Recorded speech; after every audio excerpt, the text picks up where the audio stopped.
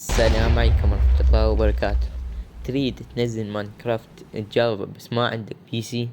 جبت لك الحل. بس قبل لا نبدأ الفيديو أتمنى منك الدعم باللايك والاشتراك.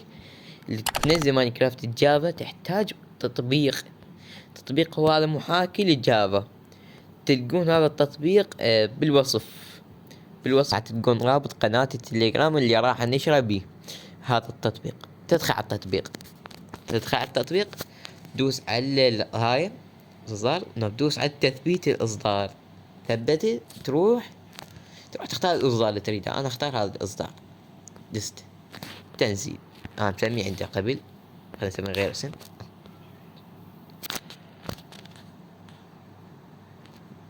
تثبت عندي الاصدار. هسه شلون ندخل على الاصدار ونلعب؟ ندخل اطلاق اللعبة، يكون لازم تثبته. انا مثبته من قبل، لازم عندك يطول تقريبا ساعة الى ساعة ونص عندك يثبت ماينكرافت جافا تنزل عندك. انا منزله من قبل وما احتاج انزله مرة ثانية. الثانية بين ما تفتح اللعبة وندخل بهاي المرحلة، اتمنى منك تطلع وتدخل وتعطيني لايك. تفتح اللعبة،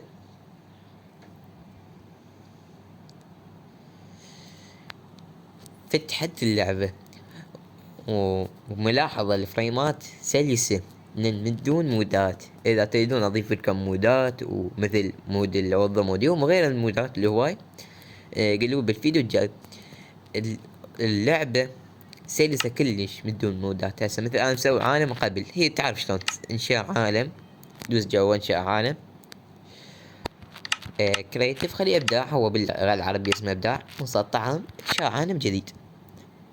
اذا نسيت اكتب الاسم، انت بكيفك اكتب اي اسم. هسه نلاحظ نشوف يعني كافة الجافا تشتغل ام لا. تشتغل.